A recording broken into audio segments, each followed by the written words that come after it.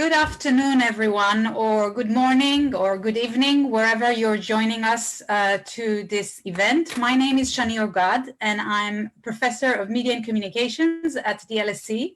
A very, very warm welcome to all of you to our online public event, in which today our speakers will discuss the new book, Parenting for a Digital Future: How Hopes and Fears About Technology Shape Children's Lives.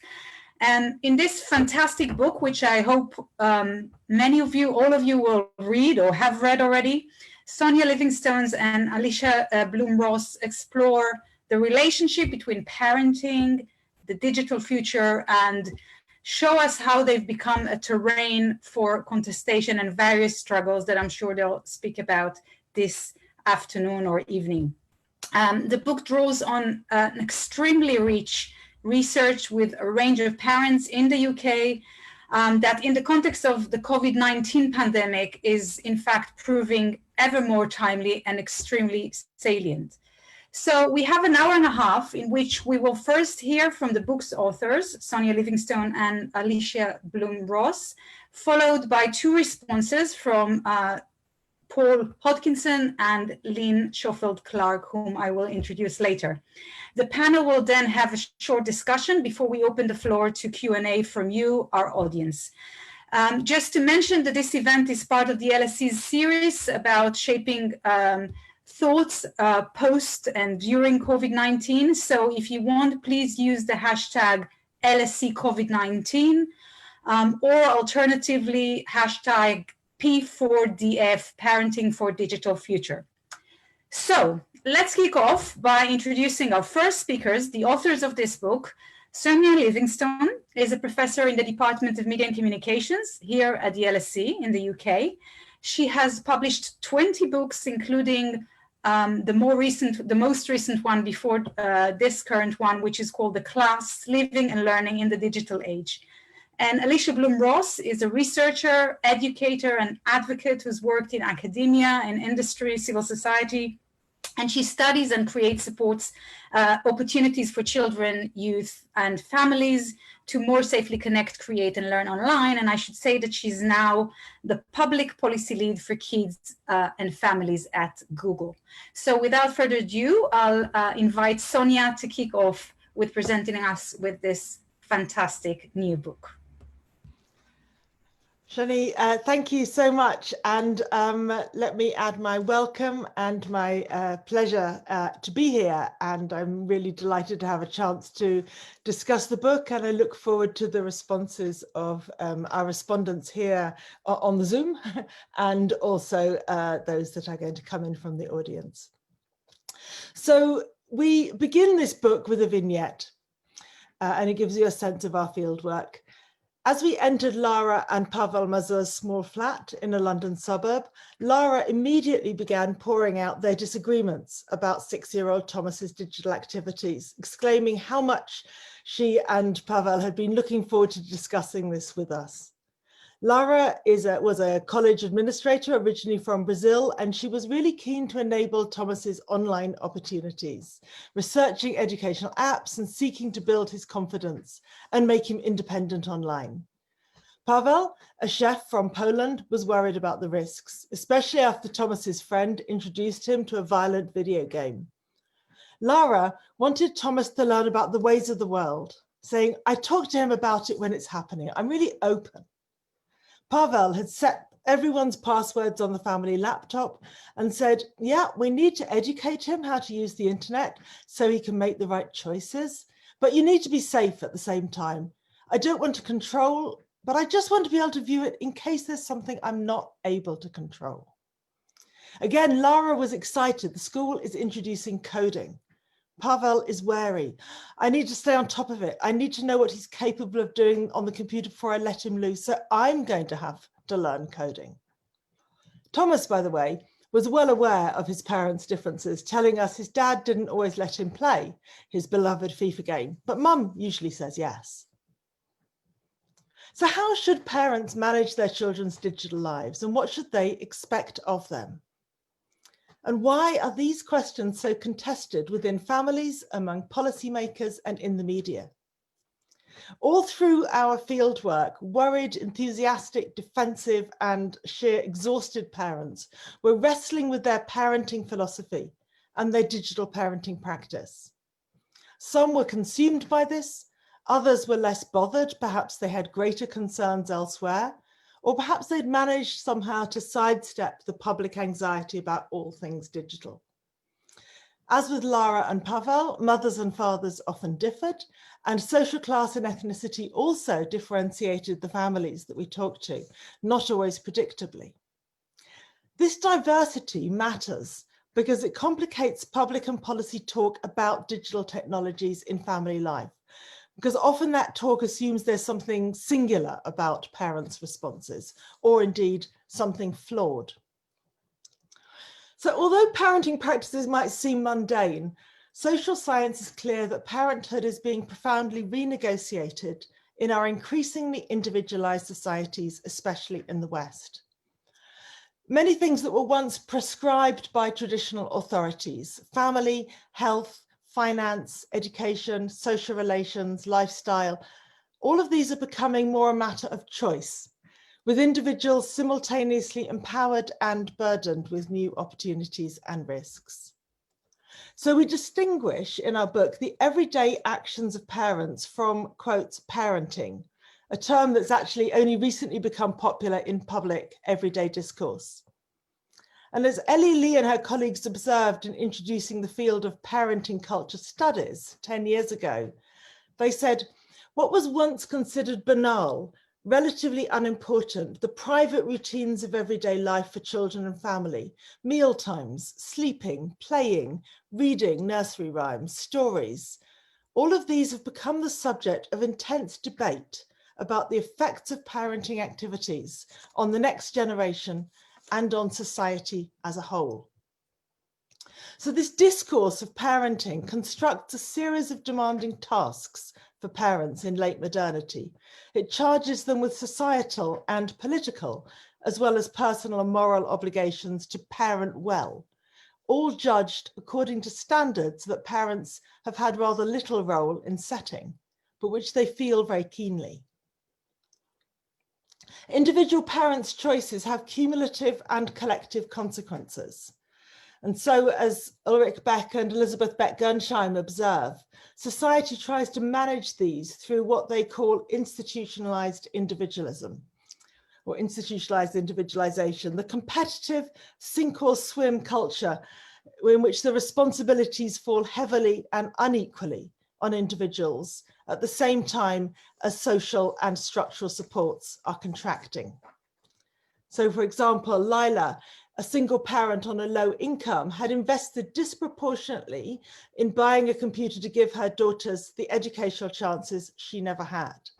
This adds to her existing financial worries, and she also worries about the new digital risks that she's let herself in for. For some things, she can call on Nareen, her engineer, who, though only 10, can fix the computer. But Lila's other problems run deeper.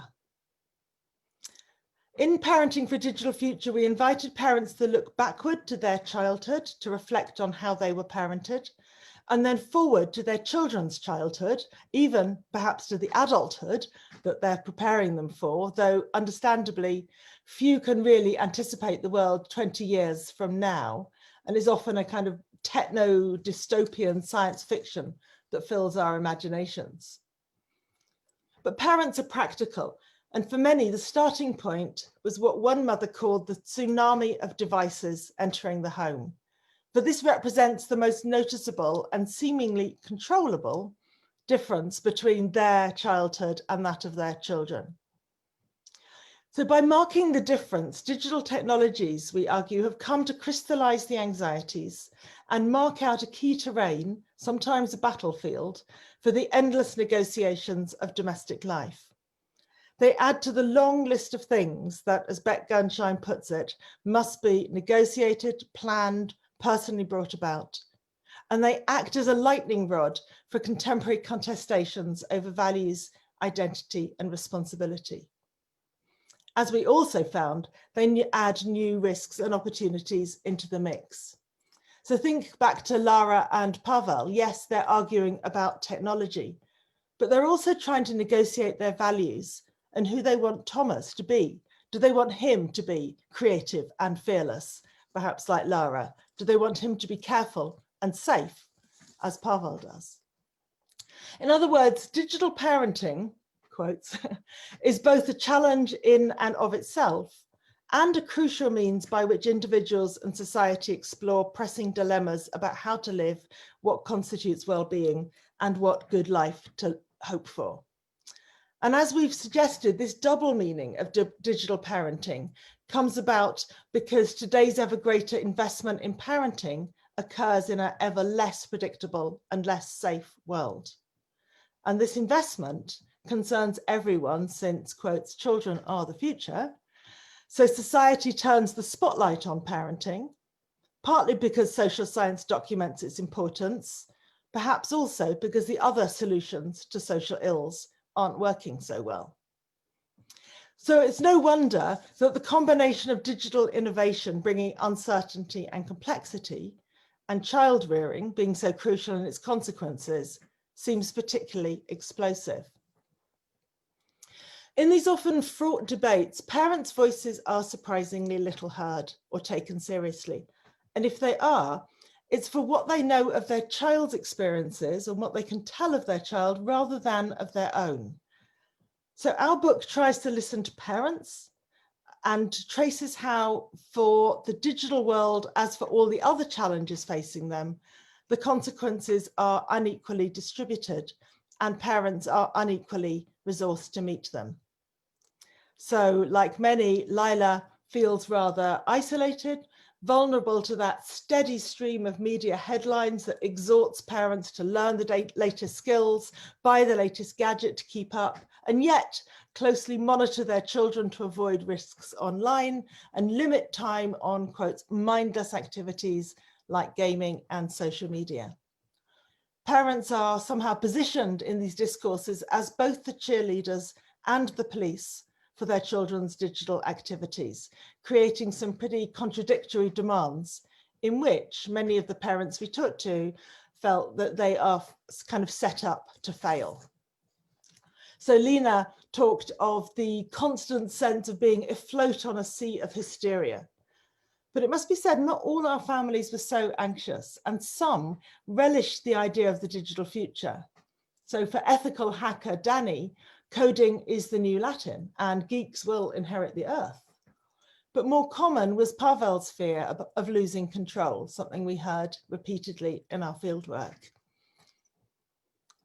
So by marking that difference between the past, the present, and the future, digital technologies crystallize anxieties and mark out a key terrain, sometimes this a battlefield, as I said, for that endless negotiation of family life.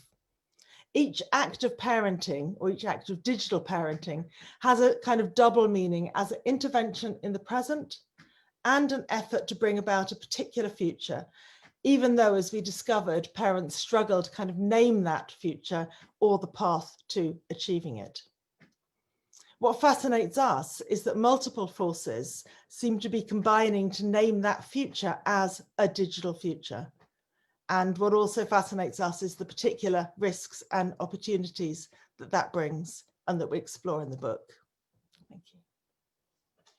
I'm going to pass straight to Alicia.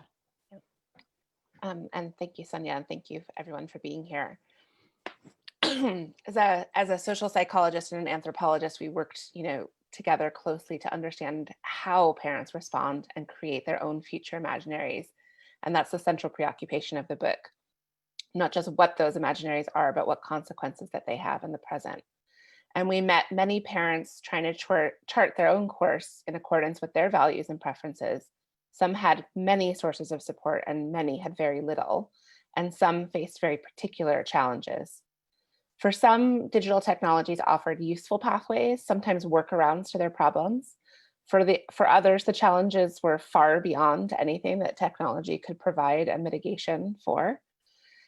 We've all heard the famous statement from Tolstoy that happy families are all alike and every unhappy family is unhappy in its own way.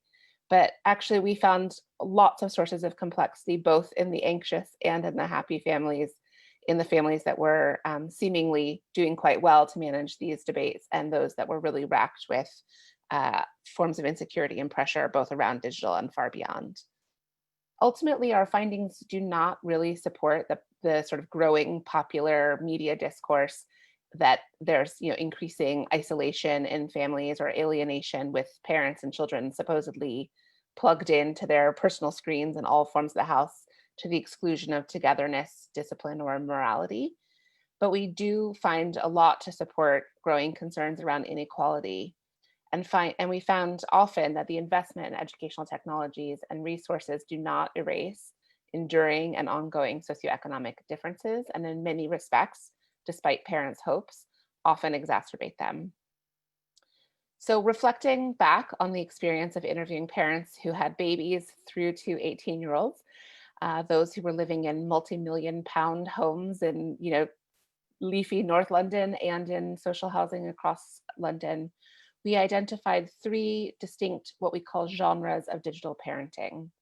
And by genres, we mean clusters of practices that are made meaningful by particular values and beliefs that are not necessarily always conscious or coherent. So these genres are embrace, in which some parents at some times seek out digital technology for themselves or for their children to ease family life or to gain valued professional skills. Balance, in which parents try to, in some sense, hedge their bets by encouraging some digital practices, but not others, often ad hoc, weighing opportunities and risks, both salient in the present, but thinking towards the future. And resist, in which parents try to articulate their efforts as attempting, at least some of the time, to stem the seemingly unstoppable incursion of digital technology into family life. So as Sonia sort of discussed earlier with Laura and Pavel, Laura was eager in some sense to embrace the new digital opportunities, but was worried about the speed of innovation, while Pavel resisted before finding a reluctant balance, for he was also keen to use digital technology for his own purposes, for Tomas to Skype with his grandparents in Poland, to try to learn, his grandparents' native language, to be able to connect with them, for the family actually had no relatives in the UK where they were living. So each parent adjusted around the other and with their son in an unfolding dynamic that helped them over time accommodate to what they saw as inevitable. Laura described everything is permeated by media and computers, so there's no way to avoid it. Laura and Pavel were keen to share their digital doubts and conflicts, but their interview was also telling for what else it revealed to us. Yes, we came to speak with them about media and technology, but we heard so much more about their lives, how they were shaped by their individual migration from Brazil and Poland to the UK, how their work was insecure and sometimes fragile, that they had formed a kind of community with friends and families at the school, but this was often insecure and not something that they could rely on, that they had a lot of uncertainty in their life around what resources they could access. So our genres of embrace, balance, and resist, they do refer to culturally shared constellations of values, practices, and imaginaries, but they're not neat classifications of families. We don't talk about a particular parent being an embracer or a resistor. For often we saw it sometimes a parent might embrace and then another parent resist, or they may resist by morning and embrace by evening.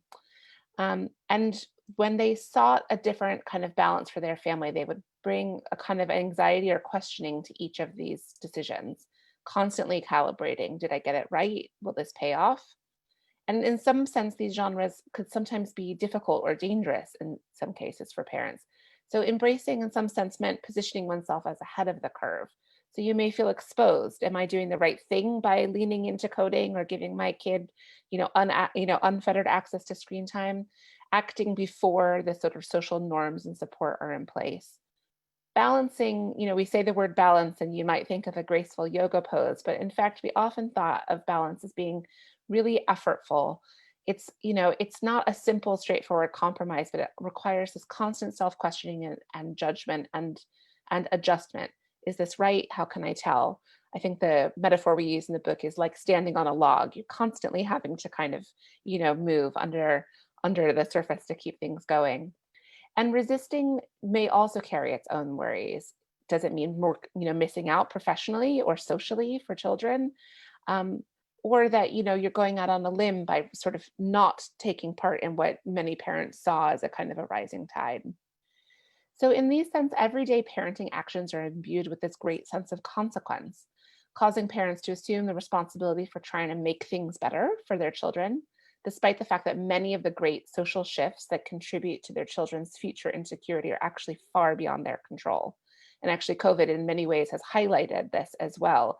We think we can, you know, make choices around digital media in the home, and especially now with distance learning, but actually the great, you know, social shifts around access to education, access to safe, you know, ways of being in the world are far beyond what any individual family can or cannot control.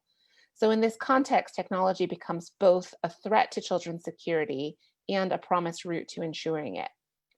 To research the book, we explored the parenting practices and imaginaries of 70 plus families in London. So we spent, you know, sort of did in-depth ethnographic interviews with 73 families, and then supported that by a quantitative survey of 2,000 parents across the UK. We recruited families who had babies up to 18-year-olds and who were highly diverse in terms of socioeconomic status, family composition, and ethnicity.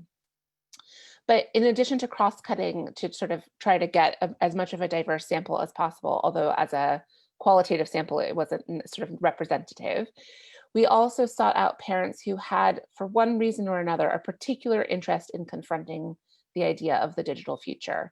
And so perhaps had distinctive purposes or a distinctive perspective. So we met parents in all methods, and for hopefully some students who may be watching, we have a pretty detailed appendix in terms of how we did our recruitment and how we did the research. But we hung out at parents' school parents' evenings. We met parents through children's centers, through parenting organizations, through after-school programs where their children were attending, and sometimes they were hanging out at loose ends, waiting for a friendly researcher to say hello. And we particularly prioritized digital media and learning opportunities, so code clubs, digital making programs, media arts, and beyond. We included particularly families with children with special educational needs and disabilities, both because they are relatively under-researched in this research area and generally in many ways excluded from a lot of the kind of wider, perhaps kind of normative discussions around parenting and technology, but also because we found that many of these parents, and we can talk a bit about particularly parents with children with autism spectrum, expressed a sort of heightened hopes and concerns around digital media and what it might offer their children. And some cases saw it as a much needed workaround or a sort of pathway for social and economic inclusion, but also raised particular kinds of concerns. As Sonia alluded to one of the families earlier, we found a number of families who we might describe as kind of self-proclaimed quote unquote geeks. And some parents who were kind of quite heavily involved in technology in their own lives. So parent bloggers who were, you know, really kind of thinking about and expressing their parenting through technology use in their own lives.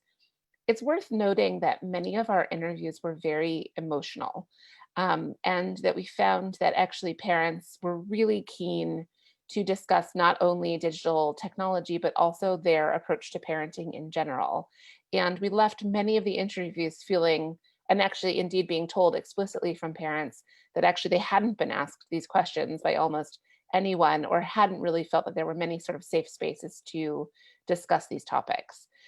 We were also asked for advice quite a lot in interviews, which we, you know, tried to, if we were going to give, at least give at the end of the interview, but in some ways tried to shy away from giving too much advice, although it was notable that we tried to point parents to other resources and noted, of course, in doing so, how few there are that speak to the full volume of parents' concerns.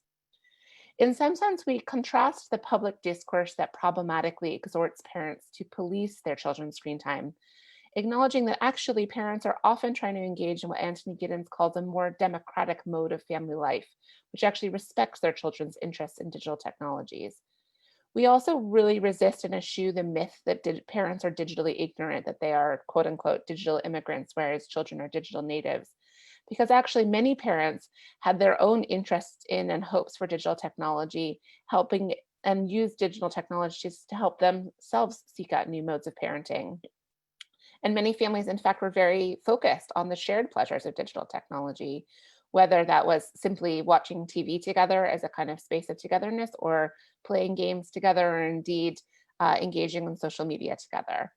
So this, what we found are many of the genres that we identified were not specific to any one socioeconomic class, but really involved and were instantiated by families across the social spectrum. We did actually, one of the interesting findings in our book, and this is particular perhaps to doing research in London or other kind of global cities that have a kind of strong presence of a very well educated but economically insecure, what we could call kind of creative class of parents.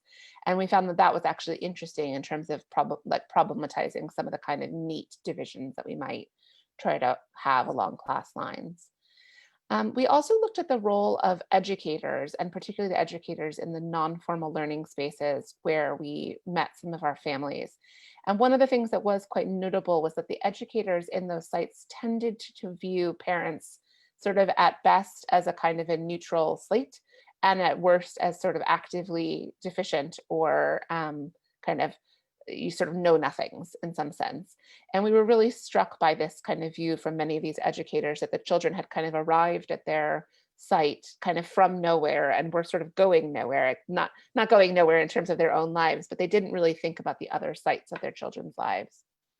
So finally, we concluded really that parents seem to be very much caught in a kind of a pincer movement in late modernity. On the one hand, they are more burdened with responsibilities given the erosion of state support and an increasingly uncertain socioeconomic future.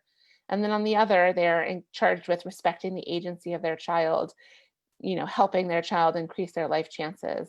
And there's therefore much to negotiate.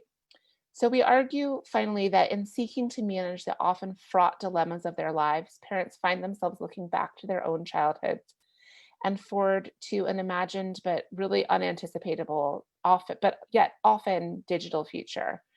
Through the generational stories that parents tell, often echoed and amplified by the public media discourses, digital technology truly do come to kind of crystallize parents' deeper hopes and fears. This leads parents to variously embrace, balance, or resist technology in ways that shape, both beneficially and problematically, both their family's present and their children's future.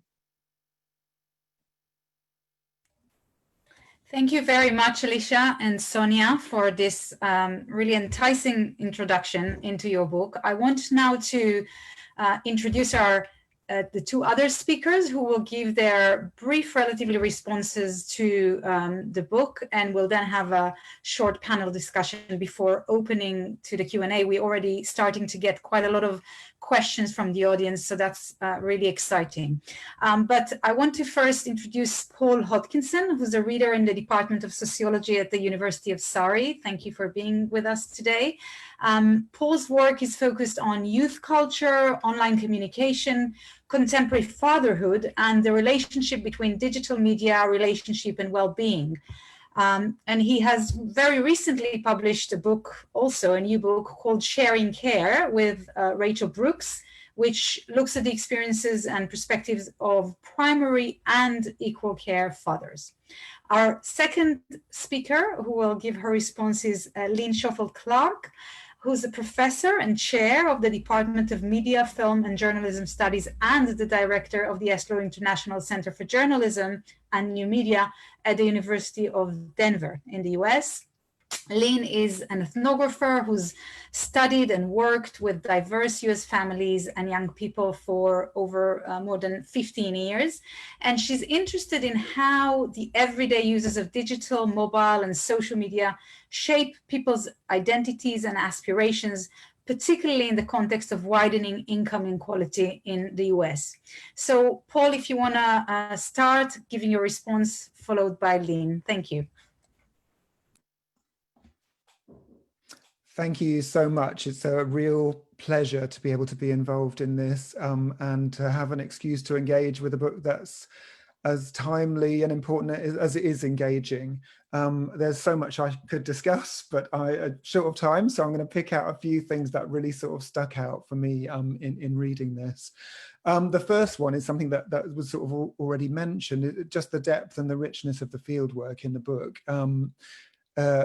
We've got sort of a rich in-depth interviews with a very sort of impressively diverse sample, participant observation across a range of sites, and a very significant survey as well here.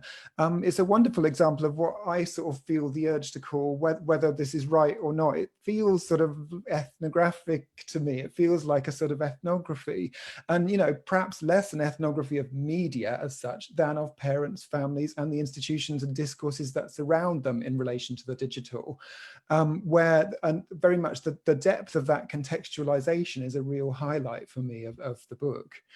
And in taking that focus, I suppose maybe the standout feature also was mentioned already. It's that it's so invaluable to have a book that's focused so extensively and deliberately on the perspective and experience of parents themselves, which is sort of less common than it might seem in this sort of area. And in doing that, it really does highlight just how challenging a position that many parents find themselves in. And that's something that sort of has come through in sort of various bits of my work as well. So it particularly chimed, I think. So the myriad and contradictory expectations, advice and discourse that parents are sort of having coming at them from all directions amidst this kind of climate of quite intense judgment.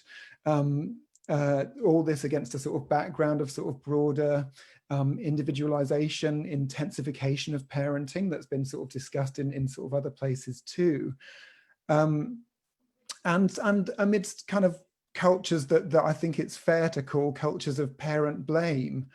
So parents being sort of regarded as technophobic, ignorant, passive, or alternatively from a different side as failing to protect their children from online harms of various kinds.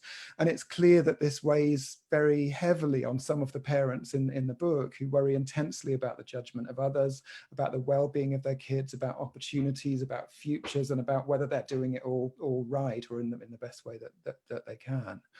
One thing that I sort of pondered about this, which is touched on a little in the book, is I suppose the extent to which such pressures are felt the same or differently by mothers as opposed to fathers, bearing in mind broader tendencies towards sort of gendered forms of sort of mother blame specifically, and sort of assumptions about mothers as sort of default carers, but also the location of technologies themselves in a realm that's often sort of dominated by men and boys, or at least is sort of thought of as such.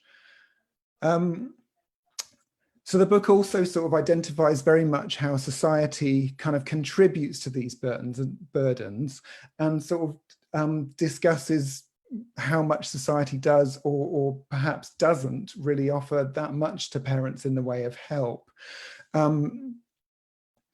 Outlining really that society is not really sort of managing always to give parents what they sort of really need. So there's a really interesting section, for example, on the connections between children's learning across different sites. So their children's learning in the home as opposed to school, as opposed to clubs and various other places, and the kind of lack of connections really, and sort of minimal kind of communications from schools and so on, which is sort of identified really as a sort of area that we could all sort of improve on potentially. And I think that's a nice example of how the book takes us deep into what's going on in the home, but also then connects that up so intricately with the world outside, tech camp schools, broader media discourse, etc., etc.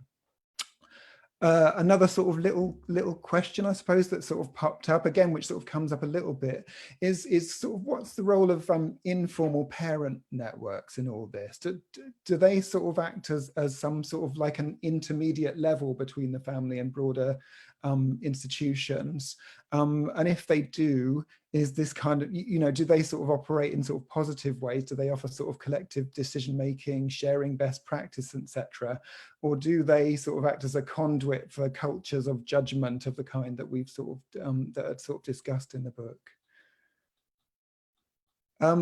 So I've talked about some challenging, somewhat negative things the book talks about, but another thing that really comes through is kind of how far most of these parents are from the stereotypes that we possibly sometimes hear about, and how admirably they negotiate the dilemmas, the advice, the judgment, the various other things that they're sort of contending with. So there's just this sort of rich picture of the sort of commitment and the nuance of families in terms of their approaches to these things, and that sort of goes across the income brackets and the sort of different kind of families that are talked about. It's perhaps particularly obvious in what are referred to as the geeky families, and also those where technology sort of become really sort of key to the approach in relation to kids with learning disabilities, but also in less obvious places too. And another thing here is the way the book highlights the fluidity and sort of contradictions often that are going on. There's constant change, there's constant dilemma, there's sort of a degree of fraughtness, even among families that are quite comfortable with various things. So even the most apparently committed of embracer ends up with doubts and resistance of various kinds. And even the most cautious apparent resistor is sort of acutely feeling this need to enable engagement skills and so on and so forth. And meanwhile, the book's sort of approach to inequalities sort of identifies quite sort of complex and nuanced similarities and differences between differently positioned families. And I guess my reading of this, for the most part, was the strong sense that there are quite sort of comparable anxieties, hopes, fears, and investments going on in at least in a number of cases, but that different resources, networks, and everything else mean that outcomes are liable to be substantially different, and that comes across very strongly. Winding up now, a couple more very brief points, as well as highlighting advice, dilemmas, pressures, and so much investment and negotiation. The book also rightly makes its own contribution to how engagement with technologies might be better negotiated. And a highlight here is the compelling rejection of watching the clock and that kind of approach in favor of more nuanced approaches centered upon the kind of differentiating really the content, context, connections that different forms of digital engagement involve. And this clearly is that it's sort of an essential and invaluable sort of insight. My only pause really sort of going forward, not so much in relation to the book itself, but in terms of what we all do going forward, is kind of how to effectively champion sort of more valuable, helpful approaches in various ways, without sort of unwittingly ourselves kind of ending up adding to the cycle of sort of parental anxiety and guilt, if that sort of makes sense. To be clear, I don't have an answer to this, I'm not sure. And the book's approach, in addition to so much else, is very admirable in that respect, I think. Okay, I had a couple more, but I think my time is up, so I'm going to leave it so there's plenty of time for discussion. Thank you. Okay, and I guess Paul is kicking it over to me. And so again, I wanted to say thank you to Sonia and Alicia for writing such a wonderful and thought-provoking book. And thank you to those who've put this panel together. It is a real honor to be able to speak to this book. And I've really enjoyed it. I feel that it's made a really important contribution to our understandings of parenting and of the relationships between parenting and neoliberal society as they're playing out today. What I really liked, I think, are some of the same things that Paul had mentioned, that I really appreciated the depth and the thoughtfulness of the research methodology and its discussion of findings. The book is really impressive for its rigorous research design. As Alicia mentioned, they conducted interviews with close to 80 families and supplemented that with a very large-scale survey. But what's equally impressive is that they also dialogue with relevant scholarly conversations across the fields of media studies, sociology of the family, sociology of childhood, anthropology, studies of media and families, and education scholarship. And so this really becomes field-defining work. I think this is a book that can speak to dilemmas and conversations that are happening in a variety of different places and in various ways. And I think that one of the things that's really interesting to me as a person who has studied class in particular is the way that the authors discuss class categories in relation to multiply marginalized populations and in the context of London, where real estate has gotten egregiously expensive and where some nevertheless opt to live out their lives there in relative poverty or precarity in order to enjoy the city's multiculturally rich benefits. And I think this is something that London in some ways becomes a stand-in for many of our cities around the world that are experiencing the same kinds of pressures of gentrification that are colliding with this desire that all of us have for a good life for our children and for our families. And I think that the way that they talk about this helps us to contextualize some of the contradictory ideas that we have about mobility. We do tend to think of movement to the city as something that would help to amplify and allow people to move forward and move to a different socioeconomic position. And yet they emphasize that 1/3 of the people who move up in their study, also they found that about 1/3 of them moved down in economic position during the time of their study, which is consistent with some of the things that people have found sociologically on much broader realms of how we end up staying in about the same place for a lot of us. What I think is particularly intriguing is their suggestion that a common parenting culture has emerged that tends to echo middle-class norms of aspiration and competition. And that these families then that are discussed in the context of London are also discussed within the broader context of a shifting gig economy and contemporary neoliberal policies. And so I think that the common parenting culture that, of course, they talk about, that Sonia and Alicia both mentioned in this talk, is that they've referred to as the discourse of parenting, that then also brings attention to what is at stake with the consequences of bad parenting. And this focus is especially expressive of what they talk about in relation to institutionalized individualism.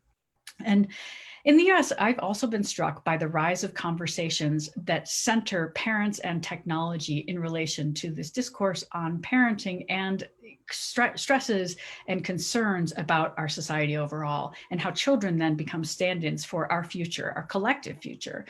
Paul mentioned parental blaming as a big part of that common parenting culture. And in the US, I think of the language of parent shaming and how we see that, especially in social media.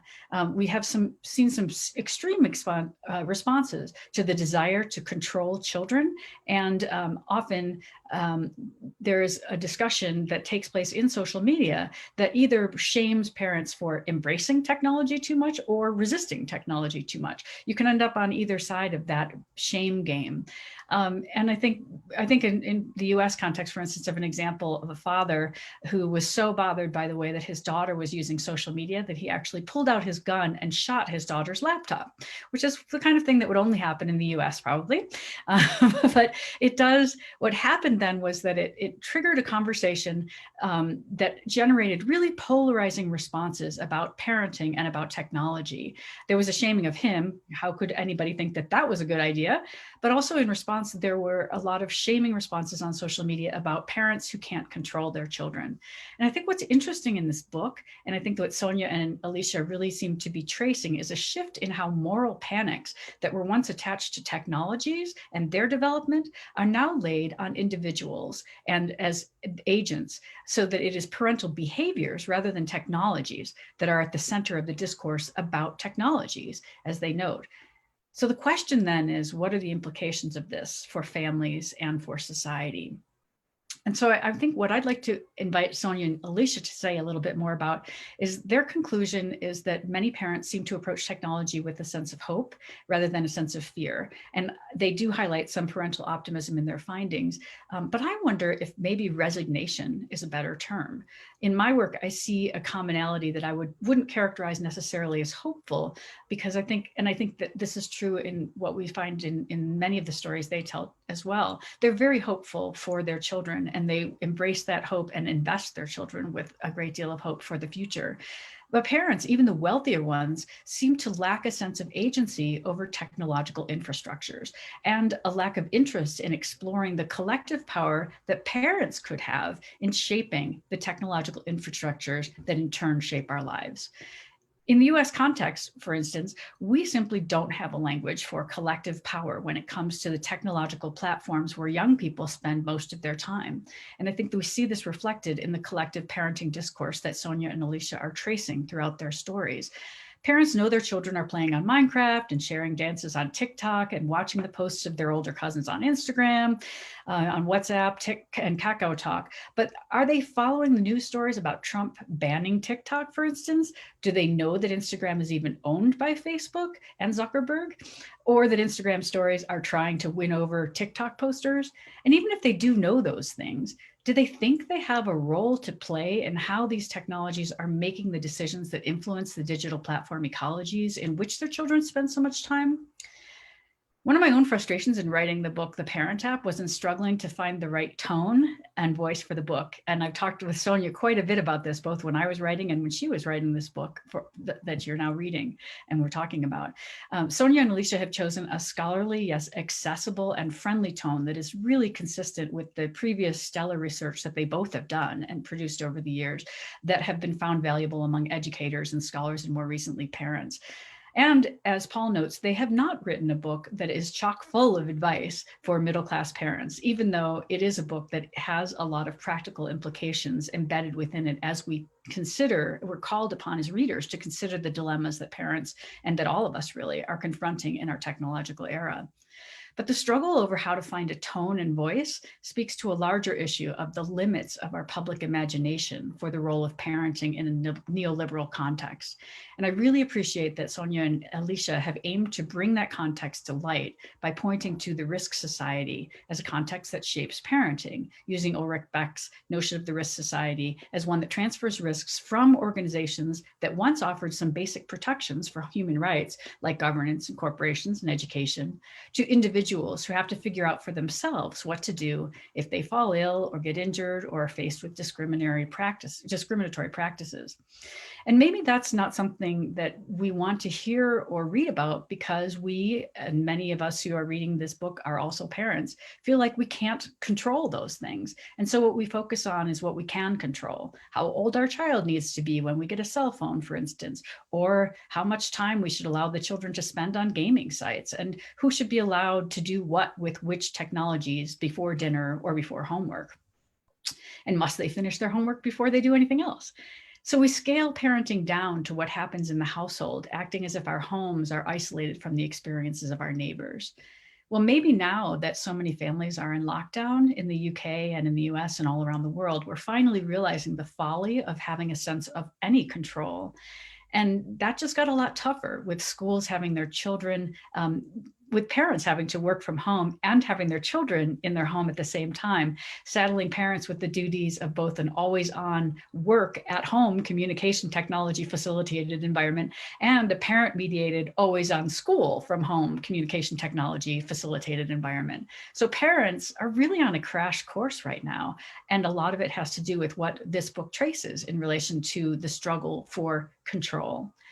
I do think that ultimately they settled on a really practical and satisfying set of takeaways for their research, and they want to recognize that many parents are drawn to the democratizing trends in family life in which parents want to see their children take on agentive decision-making and build mutually respectful relationships. Those are the greater means of investing in things. And that's partly why we are seeing so much investing in things like coding camps, even as there are fewer resources available for the large number of under-resourced schools and communities, as they mentioned. The digital realm, as they trace in this book, is exacerbating familial inequalities, as the research points out. And so what I want to end with is just how much I appreciate the sense of empathy that they bring to the task of parenting, and the fact that their book as a whole is hopeful about how we can address ourselves as a society and as families to the demands that are placed on us right now and the sense of control, loss of control that many of us are struggling with. They talk in many ways about the need for patience and kindness for parents. And this is very consistent with Sonia and Alicia's long history of writing that centers children as agentive beings worthy of study on their own. I think they've contributed a wonderful and thought-provoking book that can help us as we think through it as families and as a society. What does it mean to be agentive when there are so many structures that are making us feel that we are less agentive than perhaps we have been in the past? And we need challenges as parents and as members of society to think about how we can come together collectively to identify the challenges we face and to find ways to imagine new possible futures for us all. So, thank you very much, both Lynn and Paul. I want to invite Sonia and Alicia to give some brief responses. Obviously, you won't be able to respond to these, to kind of everything that was raised, which is really rich. I should say we also have had quite a lot of questions coming from our audience, with a lot of productive overlaps already around questions of gender and class, relationship between parents and couples. So hopefully some of the things you'll pick up in response to Paul and Lynn will also lead us to further follow this up with our questions from the audience. So Sonia and Alicia, whoever wants to take it first to respond first. Shall I kick off and then Alicia will? So let's come in. So thank you both very much. I'm actually a bit overwhelmed by the thoughtfulness that and care and indeed empathy that you've put into writing these and thinking about these remarks in response to our book. So I'm really grateful, and there is indeed much more to think about in what you said than we can possibly do here. So I'll just pick up a couple of points. And I'm going to start with something that Paul said about how our chapter about learning kind of trace the disconnections between families at home and learning in various kinds of school, but also other learning centres, because it allows me to say something I should have said at the outset, which is that this work was done as part of the Connected Learning Research Network, where the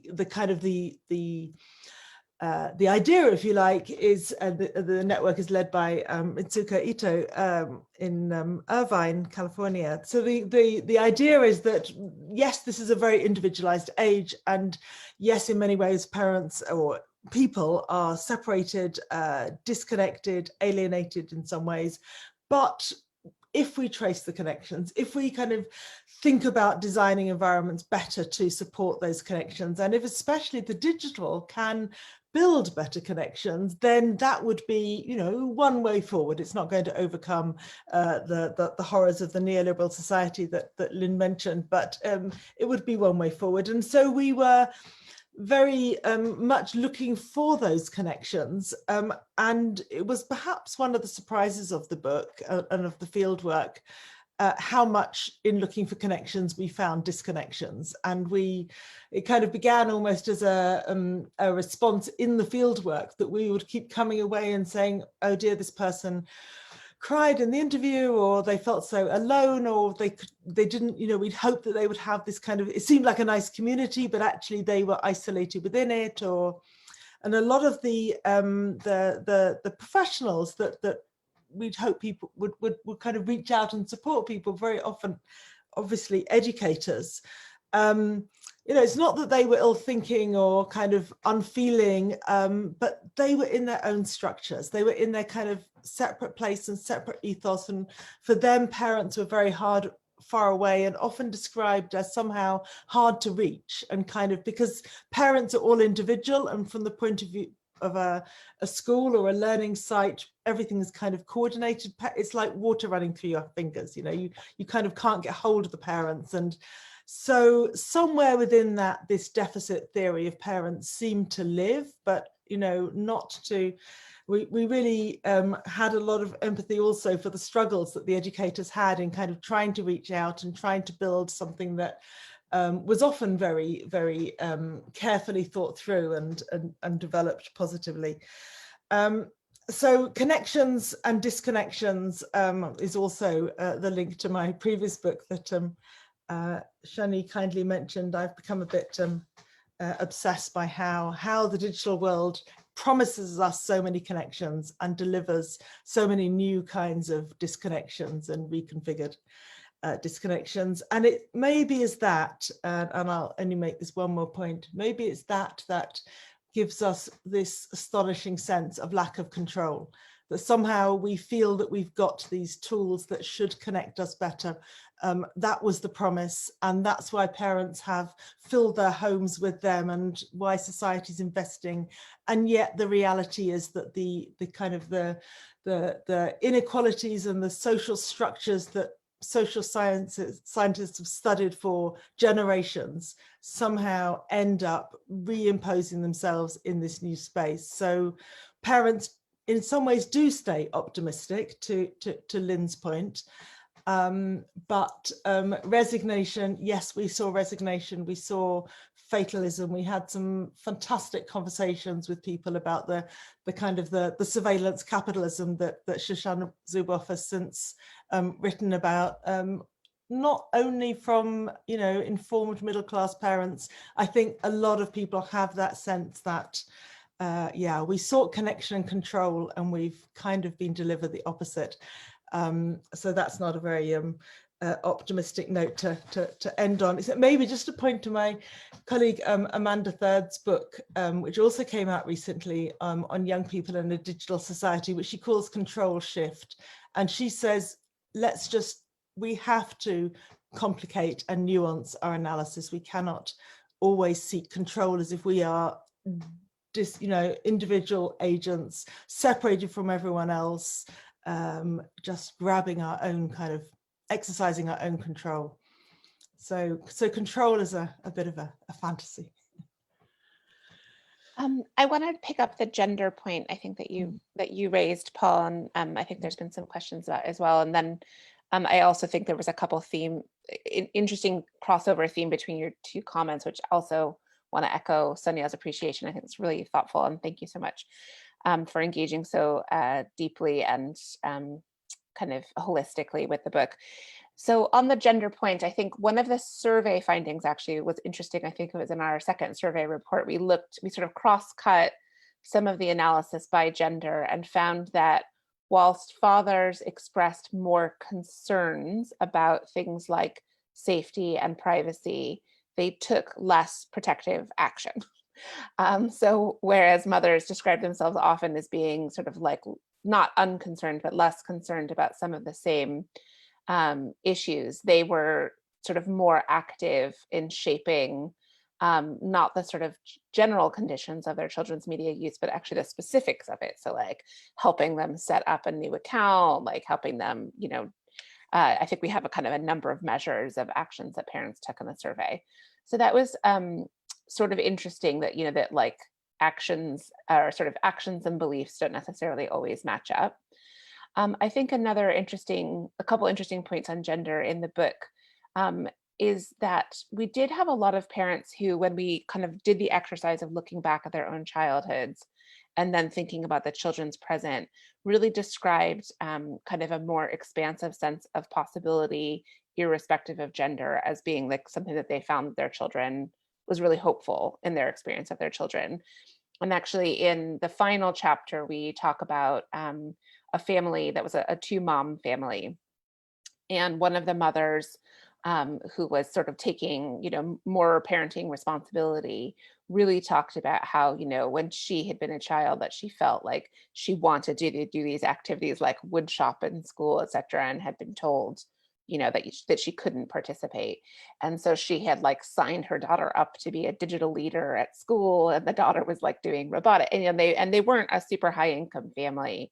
And in fact, I think they kind of fall into that kind of creative class of families that we alluded to earlier, but that you know, that she really sort of saw her daughter as kind of inhabiting this world that she was sort of like consciously trying to help her have the tools to kind of negotiate, not irrespective of gender, but like in a more kind of expansive way of navigating. So I thought that was, you know, kind of quite interesting. And we did, you know, in a few cases, you know, we would visit these classes and they would be like 80% boys. And then we would try to sort of make a particular effort to talk to the girls that were there, who are often like very uninterested in remarking on the fact that they were the only girls there, you know, were sort of like got their head down, you know, sort of like got on with the work. But it is an interesting theme.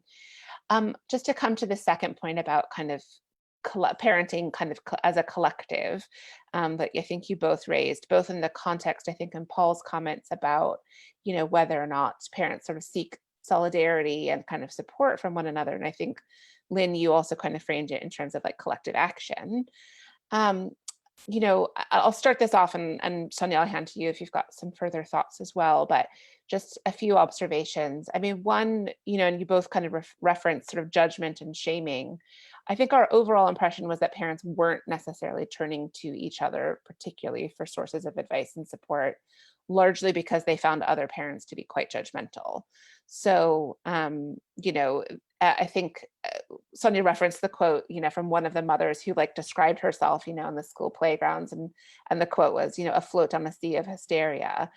That's a sort of extreme version of that, but actually many other parents didn't really, talk to other parents for positive recommendations, like this has been a really fun or great thing for our children to engage in. Mostly, they seem to feel that other parents had somehow gotten this more under control than they had, and therefore they were deficient in a way that they didn't necessarily want to reveal, that they, that any positive recommendations or things that they had found successful, they had sort of stumbled their way to, despite anyone's particular recommendations. And it didn't seem apparent to us that they were sharing any of those positive experiences with anyone else.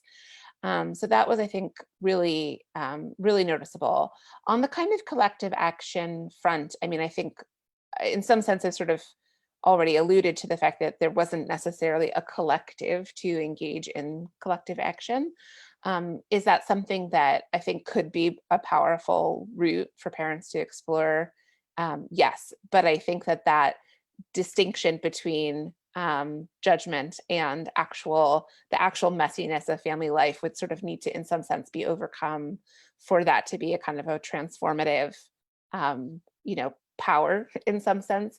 And I think our book was sort of an effort to do that, because we felt that we had been given this great honor to get to sit in so many families' houses and sort of absorb. And we noticed actually between the two of us that we would ask the same questions in many interviews. I mean, not necessarily precisely because they were semi-structured interviews, but similar questions.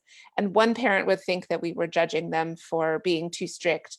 The next, we'd ask the same question, and the next parent would say, oh, you think I'm way too, relaxed. And so we really sort of realized, how much even trying to have a pretty neutral approach to these questions still was this kind of blank canvas on which parents would kind of castigate themselves for many different reasons. But Sonia, I don't know if you've got any thoughts on that kind of collective question. I think it's a really good one. My head is now going in many different directions, but I was also just kind of quickly looking at the Q&A, and I don't know how we're doing for time. Maybe we should. Yes, I think we do. So I think we'll follow up, and also there's lots of interesting overlap. So I tried to cluster some of the questions we received. I should say also that except for questions, there's lots of just congratulations and embracing responses that are very enthusiastic about the book from people who have already either read it already or have just purchased it or on the way to purchase it. So to follow up on gender, we've received quite a few questions around the ways in which what you found, and particularly the 3 genres, and how do they map onto not just gender, but also race, class, and other sociodemographic differences. So maybe you can address this. And a related question was also how these genres map onto dynamics within couples, either heterosexual couples or other forms of family, including also single parents. So that's kind of quite a few questions around this. I'll maybe present a few questions and then hand over to you. And the second question, a lot of questions about the role of media industries, particularly the digital industries in parenting. What is your conclusion, advice, recommendations? But also even a more general question of where should parents turn to? Whose responsibility is it to support parents? Because, it's very clear that you're suggesting that some forms of supports are needed here. So people are asking, should we look to schools, to the government, to professionals, to psychologists, and so on. And then another group of questions specifically actually about the perspective of children and all of this. So how do children themselves respond to the ways their parents negotiate or perhaps fail to negotiate digital parenting? But also how, if you have insight into how these genres that you mapped out support children differently. So in a way, inviting you to go back to think about the children and the impact of all of this on children. I might introduce another set of questions, but I'll let you perhaps pick on these, and also invite Lynn and Paul, because some of the questions have been also addressed to you, especially around class, gender, inequality, and the ways in which these issues relate and map onto them. The floor is open to questions, to answers. Sonia, you wanna? Okay, well, I'll all great questions, and I was, yes, keeping an eye on the Q&A, so wanting to kind of jump in all the way through, but I've held back. Okay, so let me think a little about those three genres of embrace, balance, and resist. There was a moment in the fieldwork where I can remember telling someone, they said, what are you finding so far? And I said, the parents are just all so different. They're all so different. We're never going to be able to write this book because it's just too diverse. And so we had a bit of a nitty-gritty meeting, and we said, okay, let's think again. And after some work, we came up with these three genres, and then we kind of tested it against the fieldwork and thought more about it. One of the reasons I like the genres is, as Alicia said, they are genres of practice, not of parents. And we saw them kind of moving across people who were differently positioned in different ways. So that they kind of aren't clearly, you know, one favored by men and one by women, or one by middle class and one by poor folk, or whatever. So, but there were many, especially there were many different kinds of balancing. And you could, you know, we tried to illustrate those a little in the families we talked about here, and a lot more in the book.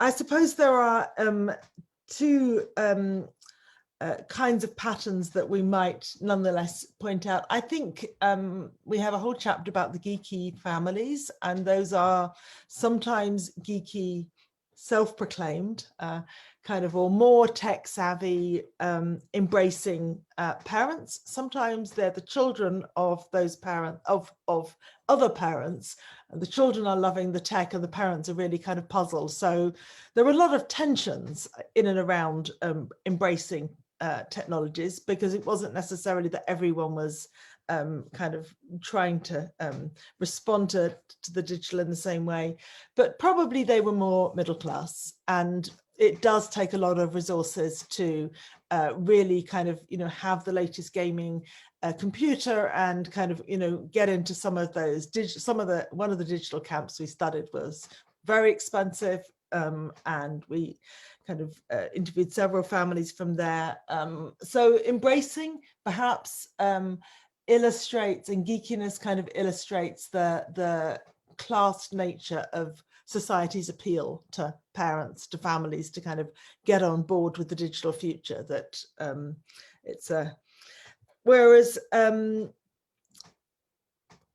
so, but I don't know that I could say that balancing or resisting. I'm going to let Alicia have a further think about that, and maybe Lynn and Paul saw some patterns there.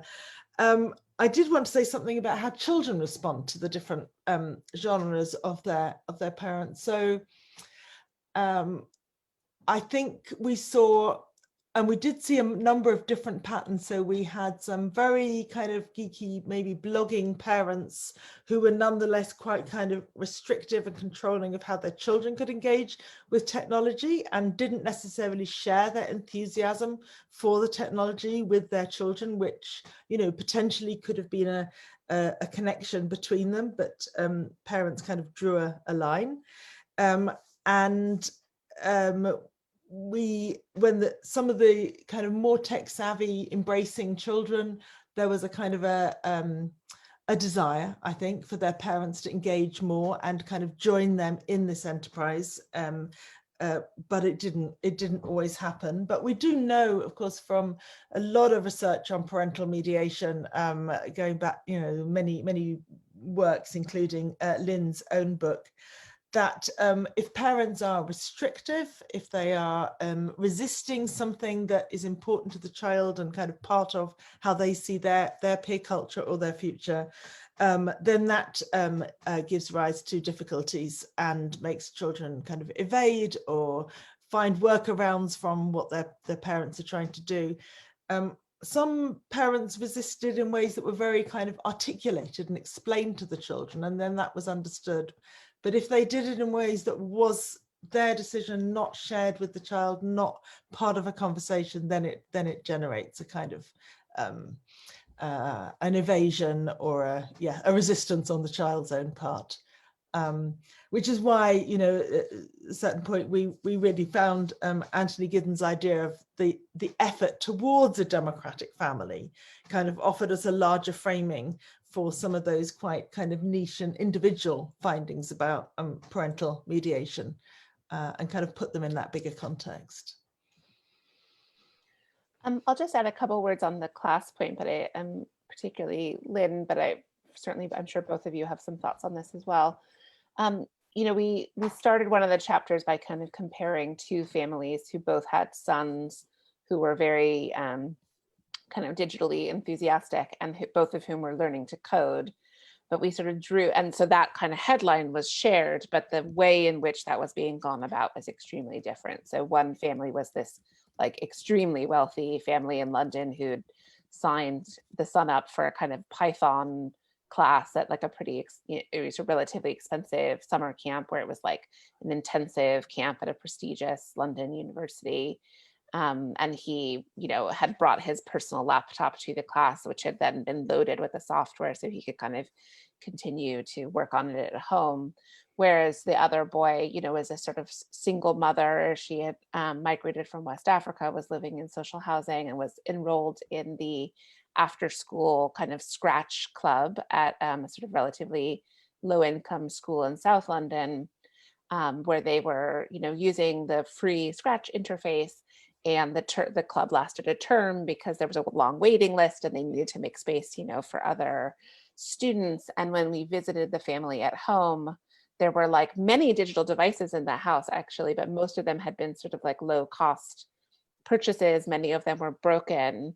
And the mother had never kind of seen the son's creations because the school didn't allow them to use the public facing Scratch kind of social network, kind of display site, for kind of safety reasons. And therefore the mom didn't know how to log in to the, password of the IT, etc. So you can kind of see where while the headline and the aspirations are actually relatively similar between these two families, the way of bringing about the digital future that might confer advantage on those sons was very different, and the parents' own abilities and time. And I think there was also the kind of question about single parents. Of course, this is a mother who was working, actually she was a cashier in a grocery store. She, did not have a lot of sort of time. She had 3 children, did not have a lot of time to kind of spend, time figuring out the login from the school, etc. So while her intention and sort of, in a way, the way she described her aspiration was actually very similar in some sense to the mother in the other family, although the language that she used to describe it was different. The way in which they were going to bring about this digital future for their son, the 2 sons, was, very, very distinct, in our minds. And I think, Lynn, you said that kind of well earlier, that the hopes and the problems are similar, but the kind of effects of them are very different by class. So that's kind of one thought there. I'm sure others have thoughts on that point also. Great. I wonder maybe if I'll introduce some more groups of questions, but maybe we can also come back, maybe from Paul or Lynn, any thoughts having read the book, but also from your own research, to the question of who should support parents, whose responsibility, but also capacity. Who should we look to support parents in this? realm.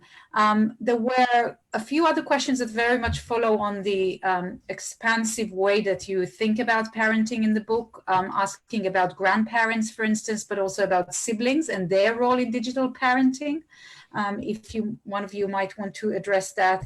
And perhaps we have another 15 minutes. I think it might be appropriate to end on inviting all of our speakers to reflect on quite a few questions that came unsurprisingly around COVID and whether the pandemic at the moment, what kind of, Ellie Lee, whose work, Sonia, you mentioned, raised it, but also others, what kind of new layers has the pandemic presented to the contradictions that you've identified and the struggle you've identified, or are these the same contradiction and it's just amplified and pronounced?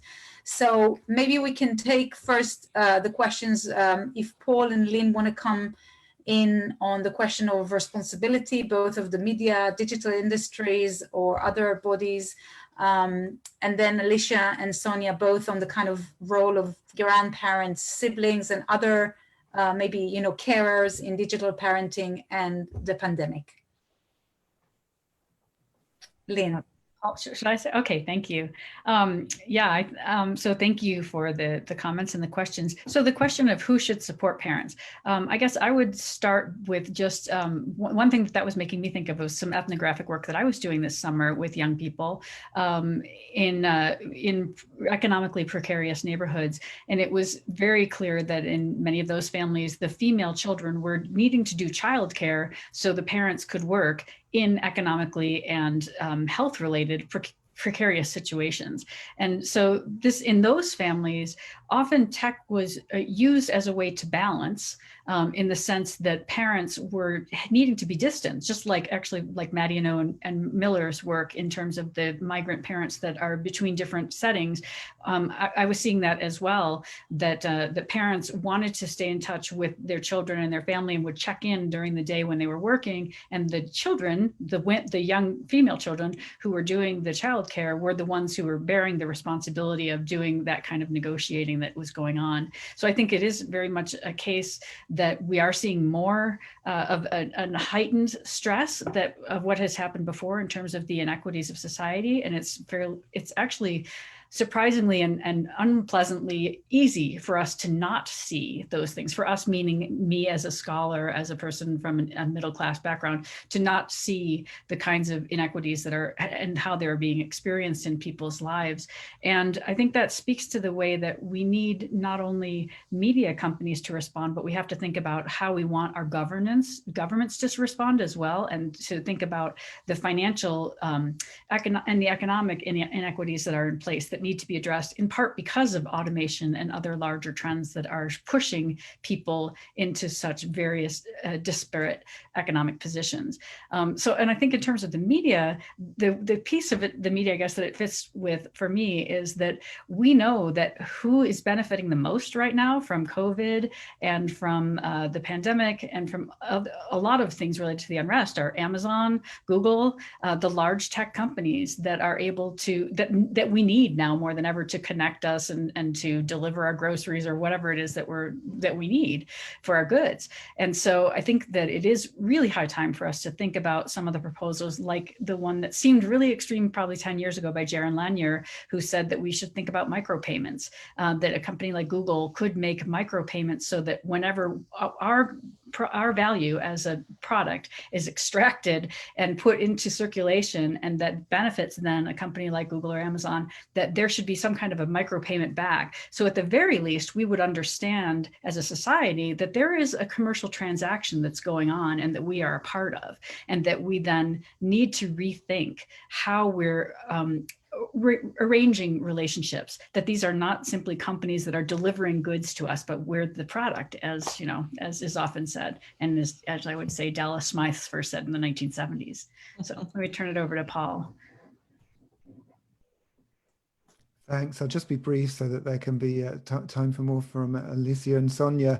Such a difficult question, and you know that the answer is obviously sort of complex and multiple. The thing that comes through from the book, if I focus on that most strongly to me, is I suppose the role of schools and finding ways for schools I suppose partly to have the resource to do more in the first place themselves, but secondly, what Sonia and Alicia draw so much attention to, which is the way that schools themselves communicate with parents. And I think you point out that schools do actually communicate with parents on a great many different things.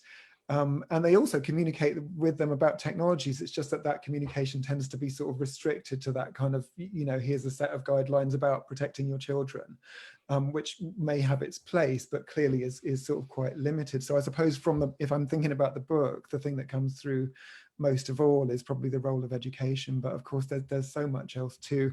I suppose the other thing I'd add is it's partly about things that could be made available in a positive sense, but it's also about maybe all of us trying to refrain from the temptation to blame parents for things and to sort of throw sometimes, very well meaning, but sort of idealistic advice at them from all different directions, which sometimes can make matters worse. So all of us trying to sort of, I suppose, to be practical in thinking about what parents are sort of encountering and what they're dealing with, and so whether it's media, sometimes it comes from academia, of course, that sort of it enables sort of particular issues to suddenly become a thing that we blame parents for. So maybe there are things that we could all sort of try and refrain from doing a little bit as well. I mean, if I think that's absolutely right. I think parents often turn to the school and hope that the school is going, that is their trusted local organisation with whom they already have the connection. I know that schools feel that they already have plenty of burdens without taking on digital parenting at home. And it has been COVID-19, I think, that has really forced a recognition that somebody has to take this responsibility, and schools are appropriately placed in that they are now more than ever asking parents to invest in technology and kind of equip the home as a learning environment. But even though the book was done before COVID, we saw a number of parents who were kind of fitting out the home as that supportive learning environment. That only made it all the more poignant that the school didn't necessarily kind of recognize that fact. I mean, the other place that parents want to turn is their own parents, thinking about the kind of potential of grandparents. And one of the findings we found really fascinating from our survey was how parents did say that they would turn to their parents for advice about how their children are sleeping or learning or eating or whatever, but they couldn't for this. This is one of those, this is a key issue in which their parents are not there for them in the same way, though not all parents are there for them at all. I want to link, I think beyond that, parents honestly don't know. And that is where there is a fatalism. They feel that they're in this new world that is complex and demanding and changing all the time. And the pace of change is particularly challenging. And they honestly don't know where to turn and who even they should hold responsible. So one answer that we do make in the last section of the book is that the media industry, as somebody pointed out, clearly is one of, in fact, a really crucial stakeholder and has the potential to design the digital world in ways that reach out more to parents, that make their offer more communicable and understandable to parents. Part of not understanding how to control the technology is the design and nature of that offer that is in many ways uncontrollable and difficult. But just thinking about parent shaming, one of the images that was very salient to me in writing the book, it's a bit pre-COVID now, was a story that was very popular in the last year, perhaps, of people looking at parents at a cafe and saying, oh my goodness, do you see how they're just letting their kid on the phone? No one's got anything to say to anyone anymore. How can they let that little baby in the pram, whoever, that kind of casual conversation that judges. And that's where I think our kind of two-level argument comes in, because we can think about whether it's whether it's really helpful for a small child to spend a lot of time on a phone, or what it means that a family is all sitting at the table together eating, but all on their phone. But the answers are not really about the phone. The answers are about the struggles that those families have, the lack of viable alternatives that they have, the fact that they might, that moment of the child in the cafe might be their parents' first moment of peace from whatever difficulties they're kind of struggling with. So there is a kind of middle class gaze that says people should always be doing creative artworks and talking to each other constantly, and engaging in civilized activities. Parents are tired and they are pressured and they lack resources, and the technology industries could help more, but they didn't cause those problems. And that's why we're also trying to kind of point to the deeper issues that I think really apply. I know we're nearly at time, so I'll offer kind of a few thoughts just to add to that. I mean, one is a slightly hopeful thing about COVID is that many schools now have created, a family engagement post, right? And that is because they need, there needs to be someone to like deal with parent like calls, and teachers obviously are busy with actually kind of the sort of day-to-day business of distance learning, which of course they were not anticipating having to do. And actually, family engagement roles like should have been there probably all along in schools, but like maybe the hopeful thing is that they will be somewhat of a positive legacy from this period of time. And I think just to highlight a point that Sonia made, that families were doing a lot of learning support at home, and that they were investing sometimes heavily disproportionately in comparison to their income and available time in doing that, I think was a sort of invisible given for many educators and for many parts of society kind of prior to the pandemic, and that this is now so visible that children's homes are literally visible in some cases in a way that they weren't before is hopefully something that, if and when this whole nightmarish experience concludes, that, maybe a sort of a positive legacy from this. I think also just thinking more broadly about COVID, I think there's one of the arguments that we make in the book is that, things like the old and now outdated American Academy of Pediatrics screen time guidelines, the no screen time before 2 and only 2 hours a day above, which is of course actually since been revised by the AAP, and many other health authorities have kind of a much more nuanced recommendations in recent years particularly. But yet that's still actually a touchstone for many parents, is kind of referring to that, although they often have no idea where those recommendations came from.